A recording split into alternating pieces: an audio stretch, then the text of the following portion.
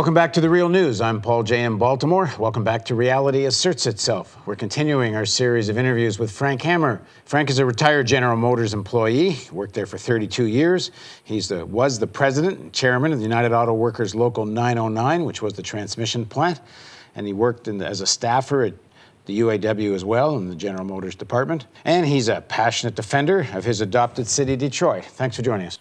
Thank you one more time. So before we get to you as a passionate defender of Detroit, let's go to your other passion, and it seems to me sometimes this is your greatest passion, and that's the whole issue of climate change. You've devoted a lot of your time to the issue of climate change.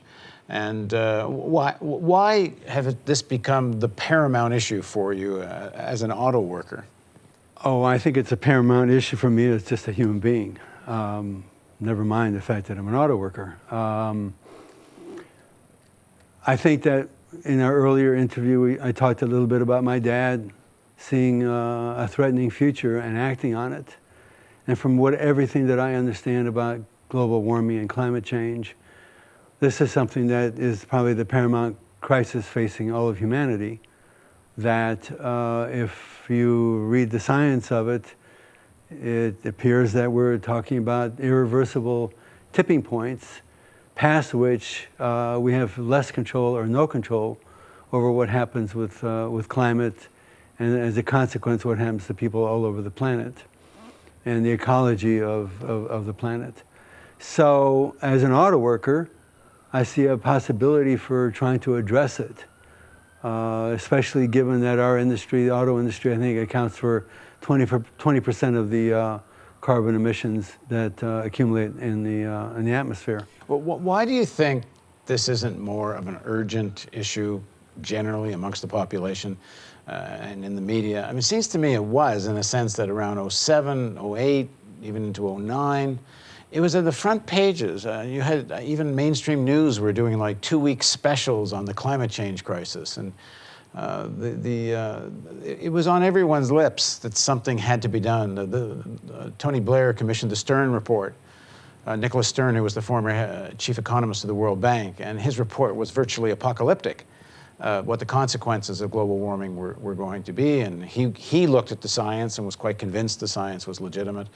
And now it's like President Obama barely talks about it. He had one little speech a few months ago, and that was like the first time we heard him even mention it for most of his presidency.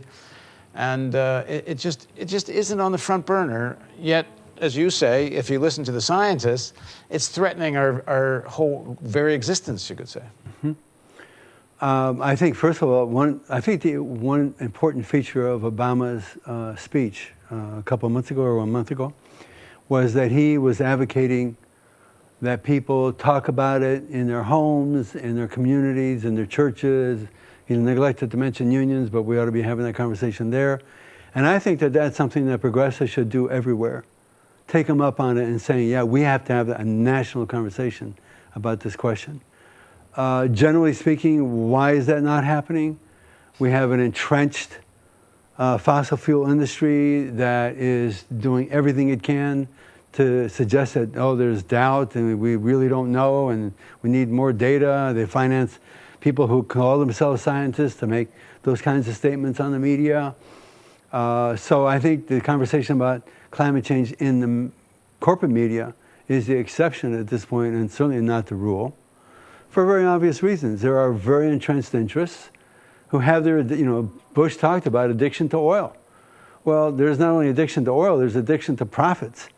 And the old entrenched interests are not going to give those up, even if it means, that we're talking about massive dislocations around the globe. And I look at that as sort of addictive behavior. If you look at addictive behavior, it continues even though it creates destruction all around the one that's addicted. And it's got its enablers. And I see that as going on with... How much do you find amongst, you're talking to auto workers and other workers all the time. How much do you find they've kind of bought the idea that if you start to have to deal with this, it's actually you're going to lose jobs, that people are going to lower their standard of living, and that's the actual only way to deal with climate change? I mean, people have internalized this argument? Well, we have divisions throughout the labor movement on this very question. I mean, I'll give you an example. The laborers' union If you go to their Facebook page during the cresting of the Occupy movement, they were all in support of the Occupy movement. But when it came to the Keystone XL pipeline, they said, "Oh, we're totally against it." Why? Because it looks like it's their jobs, right? Against the movement that was opposed to the pipeline. Against the movement, against the pipeline. That's correct. So I think the labor movement is really split and torn about which direction to go, and it's a legitimate concern because we should insist that we move toward a green economy, but not at the expense of workers. It should be at the expense of the capitalists who have brought us into the situation, and workers ought to be given alternative jobs with the alternative economy. Which is we were talking about in the last segment. I mean, Detroit would be a perfect place to do that. Yeah, I think the moment, there are many progressives who look at the current moment as one of the early 30s, FDR, New Deal, and all of that, and they're saying we should try to recreate that. And what they're forgetting is that the reason all that came about is because there was a threat, as we were talking earlier, about that there was a socialist country on the other side of the earth that was providing a threat to the capitalist system. And in order to rescue capitalism, well, they made these reforms in response to the mass movements here because they didn't want to go there. They wanted to preserve capitalism. We don't have that threat today. They don't have to be threatened by the revolutionary upsurge. But I think we are in an arsenal of democracy moment. And that was in the early 40s when FDR, and my union, Ruther, was part of that, said we have to begin to mobilize the auto plants in preparation for the fascist onslaught that was going on in Europe and German expansionism. And there was a discussion, and the auto companies said, "Oh, well, good, we'll continue to produce cars, and we'll get around to building more factories." And the response by FDR was, "Oh, no, no, no, we don't have that time. We're going to shut down your auto production, and we're going to tell you to produce military armaments for the European theater." And that's what happened.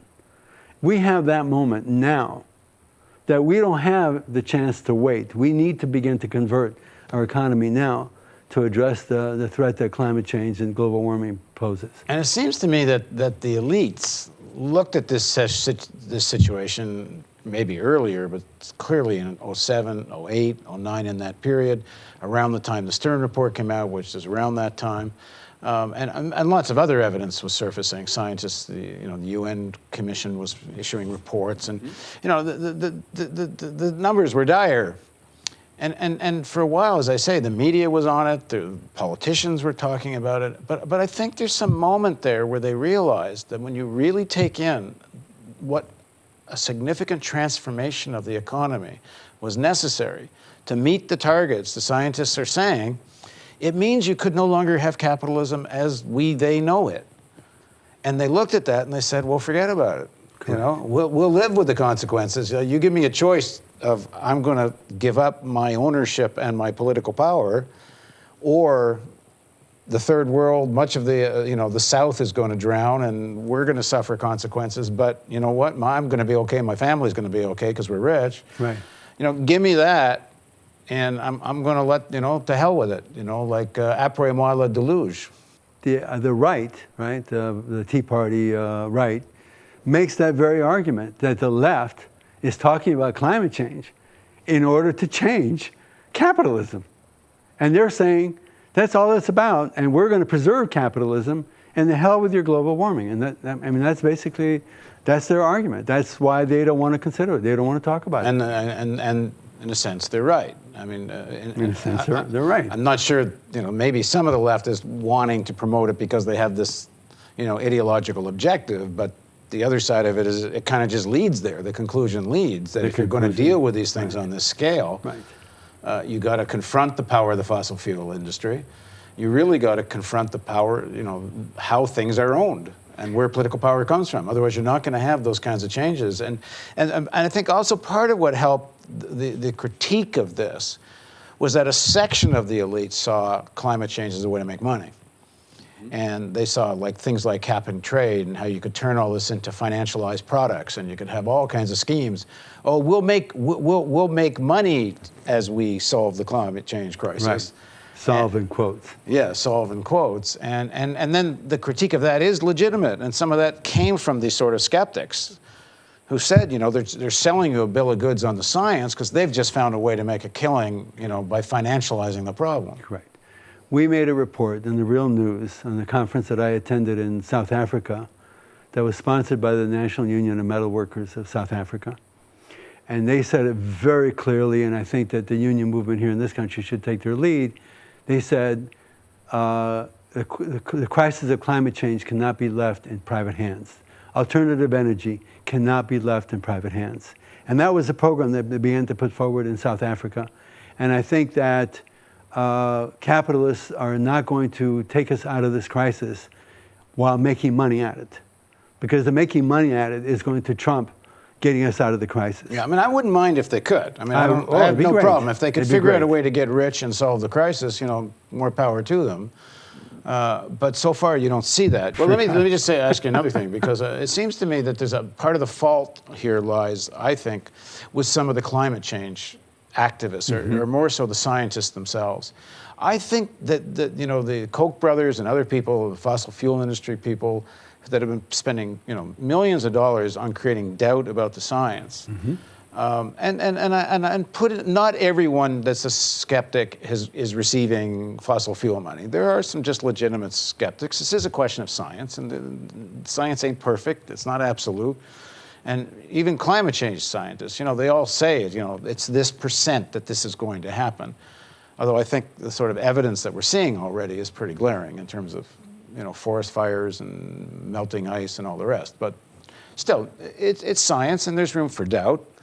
But we've been trying to organize science debates on the Real News to get scientists debating skeptic scientists and have serious scientific debate about it. And we can't get the climate change scientists to debate because they say it just gives credence to the other side, and you can't get into the scientific detail in these debates, so it's too complicated for this. And I don't know. I think a lot of these scientists got burnt when they were on like CNNs and that, and they got put up against kind of crackpots, and they found themselves looking silly, and now they don't want to do the debate. But there seems to be enough doubt about the science that it's hard to get the momentum going on the need for change.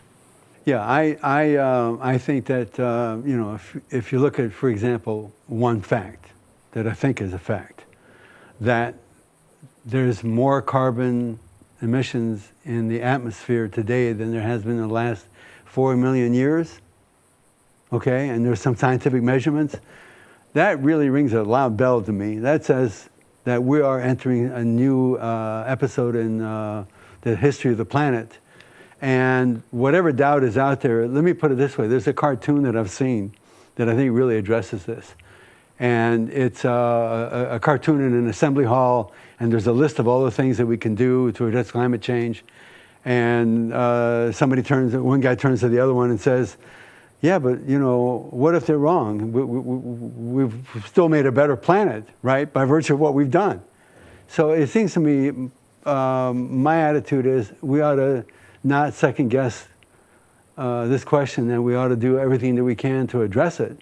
And if we've proven to be wrong, we still made a better place to live. Yeah, and when I go to the doctor and if he prescribes a pill for me, I do my research on the internet, sure, but I have to, in the final analysis, take the preponderance of doctors and evidence, and I'm sure most of the skeptics, if they have cancer or something else, they're probably going to get chemotherapy, and there's lots of skeptics about chemotherapy and other things. But when you're facing life and death, you go where the majority of science says to go, and we are facing life and death if you believe the science. I do. I've looked at some of the skeptical arguments, and I've tried to track down, follow the fact trail of these arguments. And each time I'm certainly persuaded that the climate change science trumps the skeptic. I'm partly getting into this rant because I'm looking for some climate change scientists that have expert level that are willing to debate some of the skeptics. I'm sure you're out there, but if you're watching, or if someone's watching who knows, let us know, because we would like to do a series on some of the critical points, and then move on. I mean, we're not waiting for that. We are going to do a whole series of discussions and debates about solutions. We do start from the point, at least I do, that the climate science has more than proven itself, and the real question is, what will be the solutions? How do we address it? But still, there's a significant section of the population, and especially more politicized people who are kind of on the internet and newsy, that see all the skeptic stuff. I mean, we have all kinds of viewers at the Real News who love us and hate our climate change position. Think we're getting sucked into the greenwashing, pro-corporate climate stuff. But just to kind of round things up, and you're out there a lot talking to workers about this. What are you getting back? I've begun to see receptivity, especially when you begin to talk about job creation. I mean, it makes sense to them from the point of view of we have this facilities that are there. We have, as you mentioned earlier, an incredible manufacturing workforce that's in many ways are idle or had to find other work. And if you put those two things together and, for example, go into transit, we're talking about having transit in Detroit. Why don't we manufacture transit? Why don't we manufacture rail cars? Why don't we manufacture these things? It's also a way of beginning to resolve the situation that's facing Detroit. A large part of where it's at is because of all the loss in manufacturing jobs. And this is a way of bringing some of that back. Which, as I said earlier, Obama kind of said he was going to, and then seemed to have forgotten all about it. Obama said in March of 2009 that we should treat Detroit and other Midwestern cities as if they were hit by a hurricane, and that we should do everything in our power to address the needs of these communities. Now, I'm afraid that he might have meant what's happened in New Orleans. What's happened in New Orleans? They privatized the school system, the unions have been weakened and so on, and I'm wondering, is that the model that he had? I hope not. I hope that he gets out of this sort of neoliberal persuasion and actually has the arsenal of democracy moment and says, no, we have to gear the economy for a You really hope future. that? I mean, you hope that in the sense you actually think that's possible? I'm saying that that's what's necessary. All right, thanks for joining us. Thank you very much. And thank you for joining us on the Real News Network.